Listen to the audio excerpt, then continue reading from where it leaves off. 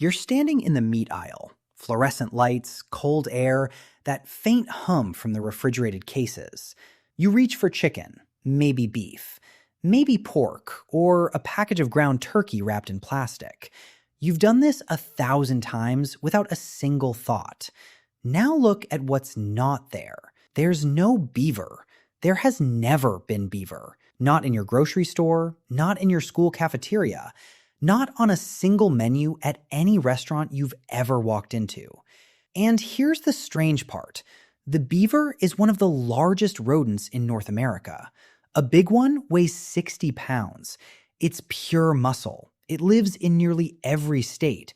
And for 200 years, it was hunted so hard, the species nearly vanished. Millions of them were killed. And almost none of that meat ended up on an American dinner plate. So ask the question you've never once asked. Why not? Why does a 60-pound animal living in your rivers right now simply not register as food? You probably think it's taste, or squeamishness, or that nobody ever tried. The answer is not what you think. Here's what most people assume. They assume it's culture, a quirk. Americans eat cows and chickens because that's just what we do. And beavers slipped through the cracks because they're weird looking, and we never got around to it. That explanation feels obvious. It's also almost completely wrong, because your ancestors absolutely ate beaver. Native peoples across the continent ate it for thousands of years. French and English trappers ate it constantly. Beaver tail was considered a delicacy, fatty, rich, prized on long winter expeditions.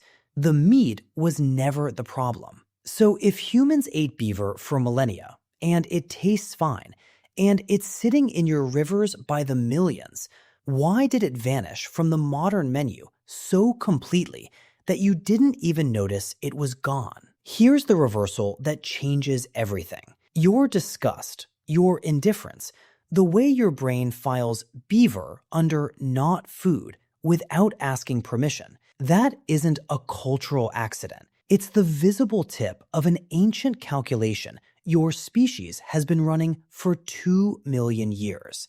A calculation about energy, about disease, about what's actually worth chasing. You think it's coincidence. It's arithmetic. Very old arithmetic. Here's the truth this video is going to prove. The reason you don't eat beaver isn't taste or culture. It's that your ancestors evolved a ruthless internal ledger that weighs the calories, danger, and disease risk of every possible food. And by that ledger, an animal like the beaver quietly failed the test. You inherited the verdict. You just never saw the trial. The first driver is energy, pure, brutal energy math. Your ancestors were not gourmets. They were survival machines running on a razor-thin caloric margin. Every hunt cost energy, tracking, chasing, killing, hauling. And the only hunts that mattered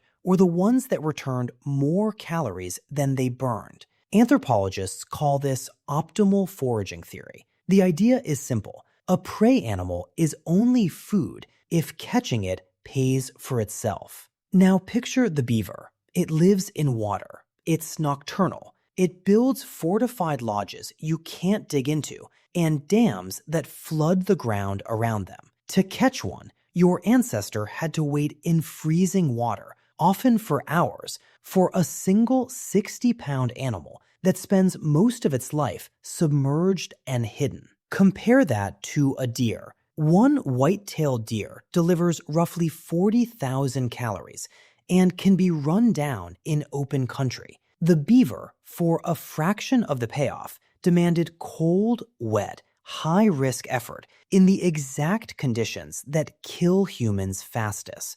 Hypothermia doesn't care how hungry you are. The energy ledger said no, loudly. But here's where it gets stranger. The second driver isn't about calories at all. It's about what's living inside the animal. The beaver is a walking reservoir of waterborne disease.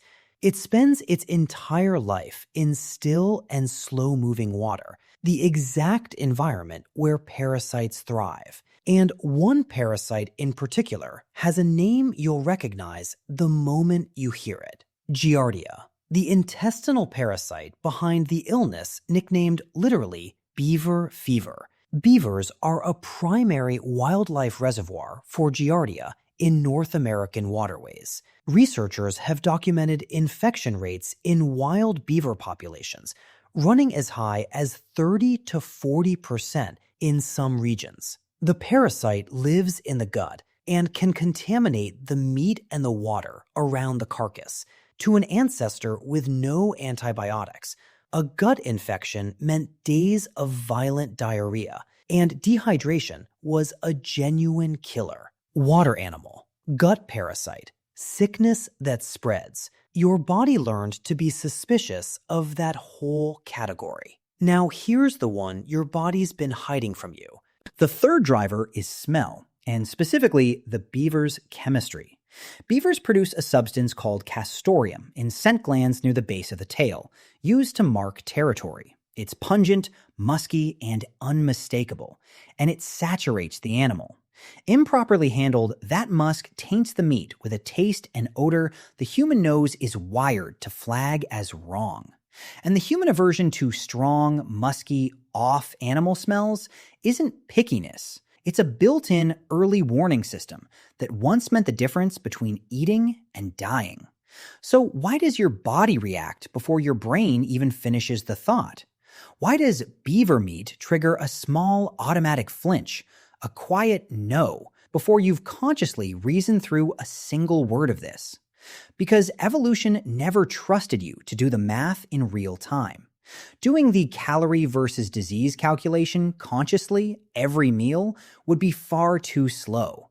A starving ancestor standing over an unfamiliar carcass didn't have time to run a risk assessment. So evolution installed a shortcut, a feeling that arrives before thought. That feeling is disgust. The psychologist Paul Rosen at the University of Pennsylvania spent decades studying human disgust and found something remarkable. Disgust isn't random, and it isn't learned from scratch. It's a specialized defense system, and it clusters hardest around animals, body fluids, and anything associated with contamination and disease. Rosen called disgust the body's gatekeeper. Its entire job is to slam shut on foods most likely to carry parasites and pathogens. Now stack the beaver on that gatekeeper: water-dwelling, rodent, musky, parasite-rich. It trips nearly every alarm the disgust system was designed to fire. The ancestors who lacked that instinct, who ate freely from the contaminated, the musky, the parasite-laden, got sick more often and died younger, and left fewer children. The ones who felt the flinch survived to pass the flinch down. You are the descendant of the flinchers. But here's the part nobody talks about. There's a loophole. And it exposes exactly how this logic really works. Because there's one part of the beaver your ancestors didn't just tolerate, they treasured: the tail. Beaver tail is almost pure fat. And to a native hunter or a French voyageur burning enormous calories in brutal cold, that dense fat wasn't disgusting at all. It was gold. In 17th century New France, beaver tail became such a prized fatty food that the Catholic Church was petitioned on whether it counted as fish so it could be eaten on Fridays during Lent. They ruled that it did. So the same animal your instincts reject was, in one specific part, in one specific context, a delicacy worth a ruling from Rome. That's not a contradiction. That's the ledger working perfectly. The muscle meat, low payoff and parasite adjacent, got rejected. The tail, concentrated, high-calorie fat in a fat-starved world, got approved. The instinct was never beaver bad. It was always, is this worth it? And the answer changed part by part. The exception doesn't break the rule. It proves the rule was about energy all along. Watch how consistent this ledger is once you know to look for it. In the 1600s and 1700s, the North American fur trade killed beavers by the millions for their pelts, which made felt hats worth a fortune in Europe. The meat, minus the tail, was overwhelmingly discarded. The market valued the fur. The ancient ledger had already discounted the flesh. By the mid-1800s, beavers had been trapped nearly to extinction across the continent. And still, no beaver meat industry ever emerged, even with tens of millions of carcasses passing through human hands. When something is truly worth eating, humans build an industry around it. Nobody built one here. Cross the ocean and you see the loophole again. In medieval Europe, the church classified the beaver's fatty tail as acceptable Lenten food, letting people eat it on fasting days when land animal meat was forbidden. The fat won the exemption, not the meat. Look at rabbit for contrast. Rabbits are also rodents' cousins, also small. But they're dry land, low parasite, low effort, and lean. Humans ate rabbit so heavily that early trappers documented a starvation condition called rabbit starvation from eating too much of that lean meat. The ledger let rabbit through. It kept beaver out. Look at other water-dwelling wildlife people avoid. Muskrat, another aquatic rodent, was eaten in only a few isolated communities. And in parts of Michigan, Catholic parishes still needed a special dispensation to eat it during Lent, treating it again as a borderline case. The same aquatic rodent hesitation shows up over and over. And look at today. The beaver population in North America has recovered into the millions. They're considered a nuisance in many states, and wildlife agencies trap and kill huge numbers every year. The meat is legal, available, and free. Almost none of it is eaten. Abundance changed. The verdict didn't. To understand why that verdict is so stubborn, you have to go to the researchers who mapped how humans decide what counts as food at all. Anthropologist Marvin Harris, whose 1985 book Good to Eat became a landmark in food anthropology, argued something radical for his time. He claimed that food taboos and food preferences aren't arbitrary cultural noise. They're practical solutions, worked out over generations, to real problems of nutrition, energy, and risk. A society, he argued, comes to find a food disgusting or not food precisely when the cost of eating it outweighs the benefit.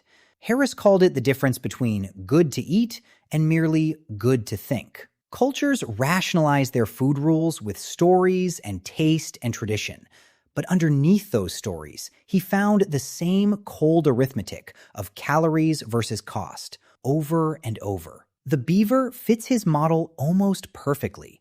High effort to catch, real disease risk, a musky chemistry that flags as spoiled, and one gloriously fatty exception that got embraced the instant the math flipped positive. Harris's insight was that you rarely feel the calculation. You just inherit the conclusion, dressed up as taste. And that same ledger is running inside you right now, in the same grocery store where we started. It's why you'll pay premium prices for lean, effortless, low-risk protein. Boneless, skinless, shrink-wrapped, sanitized of any hint of the animal it came from. It's why gamey is an insult, why a musky or off smell empties your stomach in an instant, why you recoil from meat that looks even slightly wrong. That recoil isn't fussiness.